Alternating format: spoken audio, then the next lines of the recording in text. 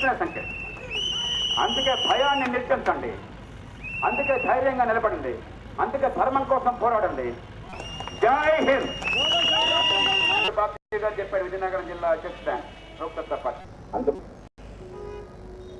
ఒకనాడు ఈ జిల్లా ఏ మహామనీషి పేరు పెట్టుకుందో ఆ ప్రకాశం పంతులు చేసినటువంటి ఆ దానపూర్వకమైనటువంటి రాజకీయం మళ్ళీ దాన్ని తీసుకురావాలి. ప్రకాశం పంతులు గారు 100 ఏళ్ల క్రితం ప్రకాశం పంతులు గారు నిజాయితీగా తన శక్తితో తన సామర్థ్యంతో నెలకి ఆ రోజుల్లో 1,00,000 నుంచి 2 లక్షల రూపాయలు సంపాదించేవాడు. నెలకి 1,00,000 2 లక్షలు అంటే ఈవేళ డబ్బులు అనుకుంటుంది చెప్పండి, కోట్లు ఉంటుందా? ఆ కోట్ల రూపాయల సంపదని ఆయన త్యాగం చేసి రాజకీయంలోకి వచ్చాడు. దేశాన్ని దోచుకుందామని పెట్టుబడి పెట్టలా, అదంతా వదిలేసుకుని దేశ నిర్మాణం చేద్దాం, ఈ జాతికి మార్గం చూపెడదామని రాజకీయంలోకి వచ్చాడు. ఆయనకి పదవులేదు. ఇవాళ పదవుల కోసం వీళ్ళు ప్రాణాలు తీసుకుంటున్నారు, బండపోతులు తెచ్చుకుంటున్నారు, దేశాన్ని నాశనం చేస్తున్నారు, జాతిని మొత్తాన్ని అవకాశం తమ్మి పారేస్తున్నారు. అవేమీ లేకుండా త్యాగం చేసిన ఆయన పదవులకు కొరకలేదు.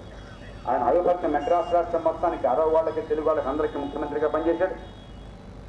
తెలుగు వాళ్ళ తొలి రాష్ట్రం ఆంధ్ర రాష్ట్రం కర్నూలు రాజధానిగా అక్కడ మొట్టమొదటి ముఖ్యమంత్రిగా పనిచేశాడు. అన్ని పదవులు నిర్వహిస్తే 100 ఏళ్ల క్రితం కోట్ల రూపాయల సంపాదన ఉన్న పెద్ద మనిషి 26 ఏళ్ల క్రితం ఆయన పేరు పెట్టిన ఈ జిల్లాకి ఈ రోజుల్లోనే నేను కలెక్టర్గా వస్తే నాకు అప్పుడు ఒక విచిత్రమైన విషయం తెలిసింది. ప్రకాశం పంతులు గారి మనవడు ఆయన పేరు పెట్టిన జిల్లాలో ఆ జిల్లా కలెక్టర్ దగ్గర రెవెన్యూ శాఖలో బంట్రోత్తుగా ఉద్యోగం చేస్తూ ఉన్నాడు. 100 ఏళ్ల క్రితం కోట్ల రూపాయల సంపాదన, 2 సార్లు ముఖ్యమంత్రి, ఆయన కుటుంబంలో సభ్యులకు మిగిలింది బంట్రోత్తుకి.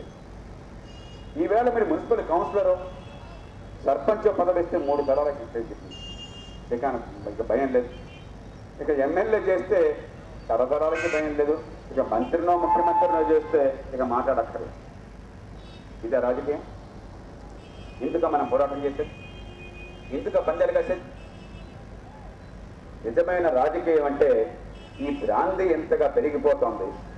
జనాన్ని వ్యవసాయాలు చేసేస్తున్నాం, తాగుడికి మత్తుకి బానిసలైపోతున్నారు, పిల్లలు అనాథలు అవుతున్నారు, మహిళలు హింసకు గురవుతున్నారు. ఎట్లాగా భ్రాంతిని అదుపు చేయాలి? నిజమైన రాజకీయం అంటే మన వనరులను ఎట్లా ఉపయోగించుకోవాలి? ఈ తీర ప్రాంతం మొత్తం కొందరు ప్రైవేట్ వ్యక్తులకి తాకట్టు పెట్టేసి ఇచ్చిపారేశారు. 100 కిలోమీటర్ల తీర ప్రాంతం మొత్తాన్ని కూడా వీళ్ళ బాబుగోడ ఆస్తిలాగా ప్రైవేట్ వాళ్ళకి రాసిచ్చేశారు. ఇవాళ కేంద్ర ప్రభుత్వం వచ్చి ప్రకాశం జిల్లాలో పక్కన ఉన్నటువంటి గుంటూరు జిల్లాలో మేము పోర్టు పెడతాము, మేము షిప్ యార్డ్ పెడతామని చెప్పంటే సాక్షాత్తు కేంద్ర ప్రభుత్వానికి భూమి అనేది పొమ్మని చెప్తున్నారు. శాసనసభలో నేను ఈ విషయం బయట పెడితే సభ దద్దరిండింది, కానీ ప్రభుత్వం నుంచి సమాధానం లేదు, పరిష్కారం దొరకలేని వరకు. రసాల ఖైమా గోచిపాతంత దేశం, ప్రకాశం జిల్లాలో 2-3 మండలాలంత దేశం. వాళ్ళ జాతీయ ఆదాయం మొత్తం ప్రకాశం జిల్లాలో 10వ వంతు కూడా ఉండదు. వాళ్ళతో ప్రభుత్వం ఒప్పందం కుదుర్చుకున్నారు, దొంగ ఒప్పందం. ఎందుకోసం చెప్పని ఏ రకమైన పోటీ లేకుండా, వేలం లేకుండా, ఏ రకమైన టెండర్ లేకుండా, బిల్డింగ్ లేకుండా ఈ వ్యాన్ పిక్ పేరుతో పోర్ట్ అంతా కొందరు ప్రైవేట్ వాళ్ళకి ఇచ్చేయడం కోసం అని చెప్పాను. దాంతో ఆగల సింగపూర్ పోర్టులో భారతదేశంలో ఉన్న పోర్టుల మొత్తానికి ఎంత రవాణా చేస్తున్నామో అంత రవాణా చేస్తుంటే వాళ్ళకి ఇచ్చిన భూమి 1,300 ఎకరాలు. వీళ్ళకి ఎంత ఇచ్చారు? జిల్లాలో 23,000 ఎకరాలని చెప్తున్నారు. అంతటితో ఆగల దాదాపు 100 కిలోమీటర్ల తీర ప్రాంతాన్ని ఇచ్చేశారు. ఇప్పటిదాకా భారతదేశంలో ఉన్న మేజర్ పోర్టులు అన్నిటికీ కలిపితే 73 కిలోమీటర్ల తీర ప్రాంతం ఇచ్చే వాళ్ళకి ఒక్క ఈ పోర్టుకి 100 కిలోమీటర్లు రాసి చేశారు. అందుకే కేంద్ర ప్రభుత్వం వచ్చినా కూడా ఇప్పుడు పోర్టుకి జాగాలేదని చెప్తున్నారు. దక్షిణాది మొత్తం నెల్లూరు జిల్లా కడ దగ్గర నుంచి పశ్చిమ 400 కిలోమీటర్లు మొత్తం ప్రైవేట్ వాళ్ళకి రాసి పెట్టారు. ప్రపంచ చరిత్రలో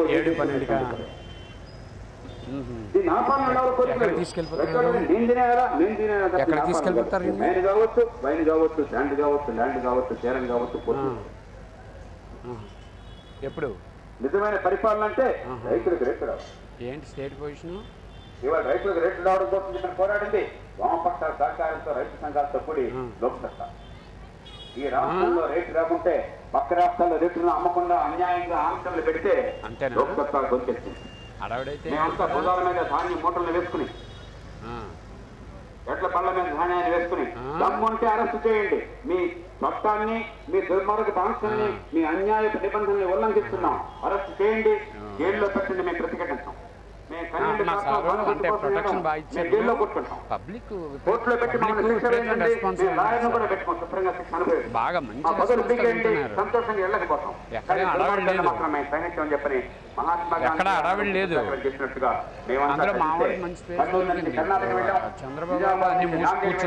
రెండు రాష్ట్రాల్లో బహిరంగ అమ్మితే తిరగడానికి లేదు కదా శక్తి. అందుకని ముఖ్యమంత్రి కిరణ్ కుమార్ రెడ్డి గారు, చంద్రబాబు గారు ఇద్దరు కూడా బహిరంగ చెప్తున్నారు, అయ్యా మాకు చట్టం ప్రకారం అధికారం లేదు, మేము వీటి రౌడీలాగా గోండాల్లాగా ఆంక్షలు పెట్టాం, మాకు అధికారం లేకుండా పెట్టాం, ఏపీ గారిని అరెస్ట్ చేసే హక్కు మాకు లేదు, తప్పు చేసింది మేమని చెప్పి చంపలేస్తుంది.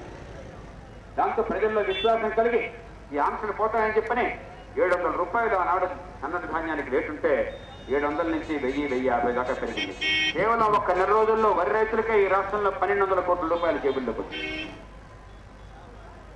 ఈ పార్టీలు ఎప్పుడన్నా రైతుల మీద ఆంక్షలు పోవాలని కానీ రైతుల పంటకు రేట్లు అవ్వాలని కోరాలని, ₹1 రేటు పెరిగితే మార్కెట్లో వెంటనే మెడలో దండలేసిన శాసనసభలోకి వెళ్ళి ఈ రేట్లు పెరగడానికి వీలేదన్నారు. సిమెంట్ ధర పెరిగిందని గొడవ పెట్టలేదు, వీళ్ళు నీళ్ళు ధర పెరిగిందని గొడవ పెట్టలేదే, ఉల్లిపాయ ధర ₹1 తగ్గిపోతే వాళ్ళు ఎప్పుడు గొడవ పెట్టలేదే, ఒక పూట రైతుకైనా ₹1 వేస్తే అత్యంత గొడవ పెట్టేశారే ఓటు బ్యాంకుల రాజకీయం కోసం చెప్పని వెళ్ళామని అవినీతిని గురించి ఎంత మాట్లాడుతున్నాం. అవినీతి పట్ల ఆస్తులు తప్పు చేసే చట్టం పెడదామయ్యా, ఒక బలమైన స్వతంత్ర సంస్థ ఏర్పాటు చేద్దామయ్యా, ఏసీబీ సిబిఐ ఎవరి చేతులు లేకుండా స్వతంత్రంగా ఉండి ఏర్పాటు చేద్దామయ్యా, ఇదిగో చట్టం కలిసామంటే ఒక్కరు కలిసి అదే విధంగా తెచ్చుకుంటారు. ఈ మాట చెప్పగానే వీళ్ళు అవినీతిని అంతం చేయడం కోసం ఉన్నారా, అవినీతి ఉపయోగించిన దేశాన్ని దోచుకోవడం కోసం ఉన్నారు. వీళ్ళ పోరాటం నేను దోచుకోవాలంటే నేను దోచుకోవాలన్నా అవినీతిని ఆపాలి. వేరే మార్గం అన్నది మనమంతా కులాల జంజాటంలో, వర్గాలలో, పార్టీల్లో కొట్టుకు చావటం కాదు. వీడు నా వర్గం అంటే వీడి నార్గం అని చెప్పి వెనకాలబడి మనం జెండాలు పెట్టే కూలీలుగా మారటం కాదు, నల్లకిని మోసే పోయేలు కావటం కాదు. గతంతో పోలిస్తే వాళ్ళ వనరులు ఉన్నాయి, ఇవాళ టెక్నాలజీ ఉంది, అద్భుతాలు పండించొచ్చు. పుట్టిన ప్రతి బిడ్డకి కూడా ఫలానా తల్లి గర్భాన పుట్టానన్న భేదం లేకుండా కన్నీళ్లు కార్చకుండా ఎదిగే అవకాశాలు ఇవ్వరు. దేవుడు తెలివితేటలను అందరికీ సమానంగా ఇచ్చాడు. కోటేశ్వర కొడుకులకు ఎక్కువ ఇవ్వాల, కలెక్టర్ల పిల్లలకు ఎక్కువ ఇవ్వాల, ఈ మంత్రుల కొడుకులకు అసలే ఇవ్వాల. కానీ తెలివితేటలు వికసించాలి అని చెప్పంటే మంచి చదువు అందాలి. మంచి చదువు అందించి చేతుల్లో నైపుణ్యం అందించి సంపాదించే శక్తిని ఇస్తే ఒక సామాన్యుల పెట్టే రేపొద్దున కలెక్టర్ కొడుకుతో, మంత్రి కొడుకుతో పోటీ పడగలరు. అది నిజమైన ప్రజాస్వామ్యం. అందుకోసం ఈ రాజ్యాంగం వచ్చింది. బాబాసాహెబ్ అంబేద్కర్ చెప్పాడు, రాజ్యాంగం వచ్చిన కొత్తలోనే చెప్పాడు, అద్భుతమైన రాజ్యాంగాన్ని రాసుకున్నాం, గొప్ప దేవాలయ నిర్మాణం చేసుకున్నాం, కానీ దేవుడి విగ్రహాన్ని ప్రతిష్ఠించే ముందే దీనిలో ఒక దయ్యాలు చుట్టబడ్డాయని చెప్పన్నాడు. ఈవేళ ఆంధ్రప్రదేశ్ లో ఖచ్చితంగా దయ్యాలు, రాక్షసులు ఈ రాజ్యాంగం మొత్తాన్ని ఆక్రమించి పారేశారు. వాటిని భారత్లోని మళ్ళీ ప్రక్షాళన చేసుకుని దేవతలను ప్రతిష్ఠించాలి.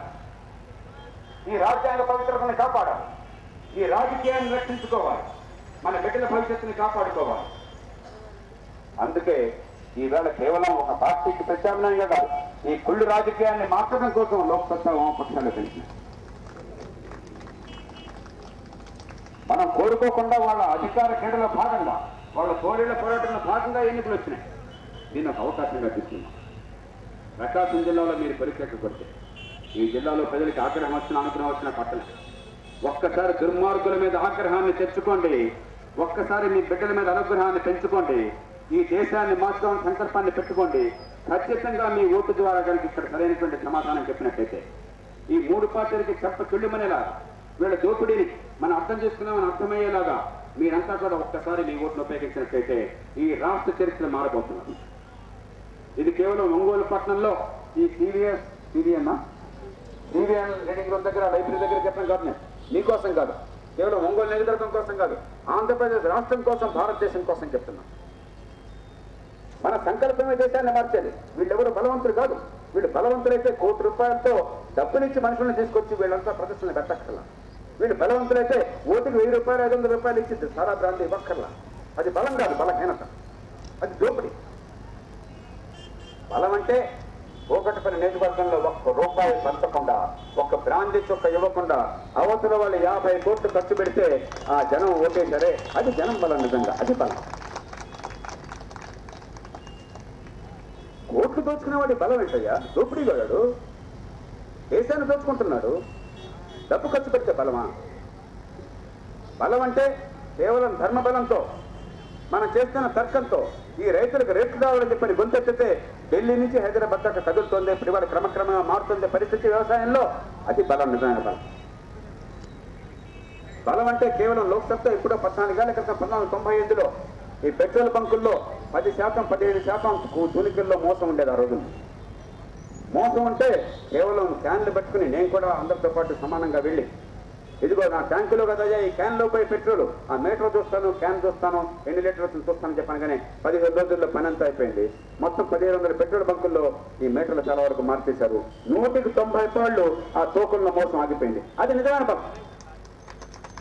ఒక పెట్రోల్ బంకుల్లో తూకంలో మోసాన్ని తగ్గించడం వల్ల భారతదేశం మొత్తంలో మారిపోతుంది. ఆంధ్రప్రదేశ్ ప్రారంభమై ఈనాటి వరకు ఈ దేశంలో దాదాపు 3 లక్షల కోట్ల రూపాయల పెట్రోల్ ఈ దేశంలో ప్రజలకు ఆదాయింది.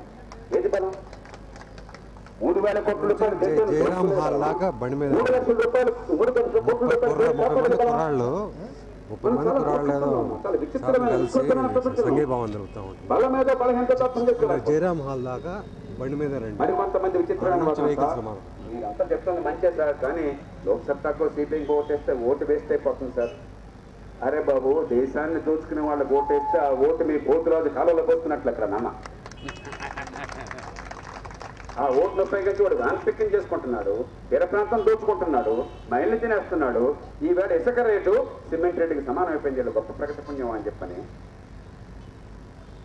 నిజాయితీ పనులకి ధనం పనులకి వేస్తే మన బిడ్డల భవిష్యత్తు శ్రీరామరక్ష. అది ఓటు ఎప్పుడు వేస్ట్ అవుతుంది? దుర్మార్గులకు వేస్తే వేస్ట్ అవుతుంది, మంచి వాళ్ళకి వేస్తే వేస్తారు. మీరు తలుచుకుంటే వాళ్ళు వస్తారు, కానీ వాళ్ళ కోసం మీరు బతుకులేదు. మన బానిసలుగా వాళ్ళ కోసం.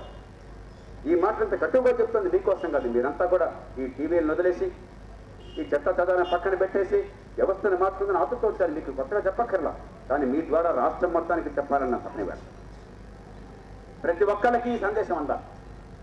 ఈ వ్యవస్థను మార్చుకోవడానికి ఓటును మించిన మార్గం మరొకటి లేదు. ఓటు మహత్తరమైన శక్తి. ఆ ఓటుతో మన వేళ్లతో మన కళ్ళు పొడుచుకోవచ్చు. ఈ బానిసత్వాన్ని దోపిడీని కొనసాగించవచ్చు.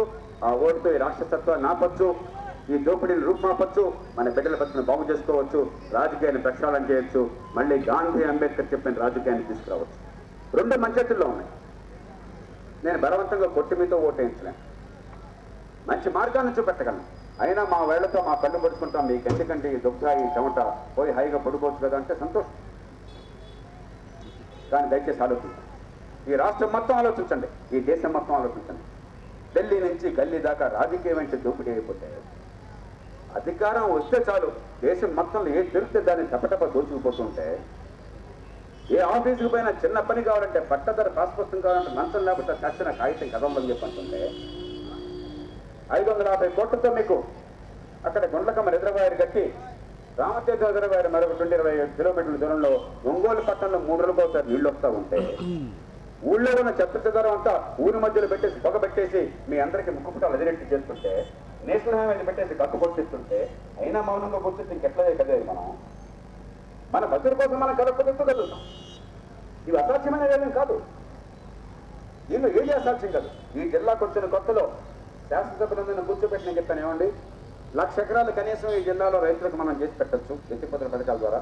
మీరంతా కలిసి రండి, పార్టీలు కులాలు వర్గాలు పక్కన పెట్టండి, అవినీతిని పక్కన పెట్టండి, నేను 100కి 100 రూపాయలు మీ జిల్లాకు న్యాయం చేస్తాను నా మాట వినంటే ఒక ఆయన అన్నాడు, ఎక్కడ సాధ్యం సరే 10,000 ఎకరాలు చేయొచ్చాను, నేను 1,00,000 అంటున్నాను, మీరు 10,000 చేయొచ్చు అంటున్నారు. కొన్ని ఏదైనా మంచిదే కదా, మనం ఈ పని చేద్దాం నా మాట వినండి నచ్చ చెప్తే, నేను ఆ జిల్లా నుంచి బయటకు లేదని 2 లక్షల ఎకరాలు చేయించాను. మనం నిజంగా తలుచుకుంటే మనలో సంకల్పమే ఉంటే ఎంతైనా చేయొచ్చు. కానీ మనకు సంకల్పం లేకపోతే, మనకేం చేయాలి అర్థం కాకపోతే, దోపిడీ తప్ప మన మార్గం లేకపోతే దేశంలో బాగుపడుతుంది. అందుకే మిమ్మల్ని కోరుతుంది. ఎవరో ఉపనిషత్తులు చెప్పాడు, ఓంకార పరివృత్తం విశ్వం, ప్రపంచం అంతా ఓంకారం నుంచి వచ్చింది చెప్పిన మన ఉపనిషత్తు భక్తులు చెప్తాను. సంకల్ప పరిమితం దృశ్యం, మీకు ఎలాంటి సంకల్పం ఉంటే అలాంటి దృశ్యం మీకు గోచరిస్తుంది. ఈ దేశాన్ని కాపాడాలా, బిడ్డలకు భవిష్యత్తు ఉండాలా, అవినీతి పోవాలా, అందరి ఆస్తులు నెరవేరాలని చెప్పిన సంకల్పంతో అదృష్టం గోచరిస్తుంది. దేశాన్ని దోచుకోవాలా, తీర ప్రాంతం సొంతం చేసుకోవాలా, ఒంగోలు భూమిని కబ్జా చేసుకోవాలా, జనమంతా కూడా ఆకలి తలమటించాలని చెప్పంటే అదృష్టం గోచరిస్తుంది. రెండు మన చేతుల్లో ఉన్నాయి. ఏం కావాలో తెలుసుకోవటం మంది. అందుకే దయచేసి ఆలోచించాం. ఈ వ్యవస్థని మార్చుకోవడానికి పూర్తిగా కావాల్సిన సాధన సంపత్తులు మనకున్నాయి. ఆ టెక్నాలజీ వంటి మండలు ఉన్నాయి, అంగట్లో అన్నీ ఉన్నాయి. కానీ అల్లుడిని ఉంటాయి చిన్న మనలో మనకి నమ్మకం పోయింది. మన మీద మనకు నమ్మకం పోయింది. రవియాస్తమించిన సామ్రాజ్యాన్ని పంపించిన వాళ్ళ మనం ఈ ఒంగోలు ప్రాంతం నుంచి ఎంతో మంది స్వతంత్ర సామ్రాజ్యులు ఎన్నో త్యాగాలు కొడుగట్టి ప్రజల్లో చైతన్యం నడిపిస్తారు. 70 ఏళ్ల క్రితం 80 ఏళ్ల క్రితం చైతన్యం ఈవేళ లేదా ఈ ఒంగోలులో? అంత చెవదచ్చిన వాళ్ళం మనం. వీళ్ళు ఇంత ఆవేశం ఉందే, ఆవేశం అంతా కులాల కోసం, వర్గాల కోసం, వీళ్ళందరికీ బానిస బతుకులు పడగాక మన బతుకుల కోసం, మన ఆత్మగౌరవం కోసం కాదా? అన్నింటిని అంతం చేయడం కోసం కాదా? ఎక్కడున్నా ఆవేశం? యువకులను అడుగుతున్నా, రైతులను అడుగుతున్నా, మహిళలను అడుగుతున్నారు, దగా పడుతున్న మహిళలను అడుగుతున్నారు, కన్నీళ్ళు కాలుస్తున్నారు. ఈ మద్యానికి బానిసలైపోయిన కుటుంబాన్ని చూస్తున్నారు. మధ్యతరగతులు అడుగుతున్నాం, ఎంతకాలం చేవ చచ్చి, ఎంతకాలం ధైర్యం వెన్నెముగా కోల్పోయి తిరిగి పంటలాగా వివరిస్తాం? ఈ రాష్ట్రం మొత్తానికి సందేశం అంటాం. మనకి దేశాన్ని మార్చుకుంటాం, ఈ రాష్ట్రాన్ని మార్చుకుంటాం, మనోళ్ళు మార్చుకుంటాం అని ధైర్యం లేదా? ఒక్కొక్కళ్ళ పేరుతో 10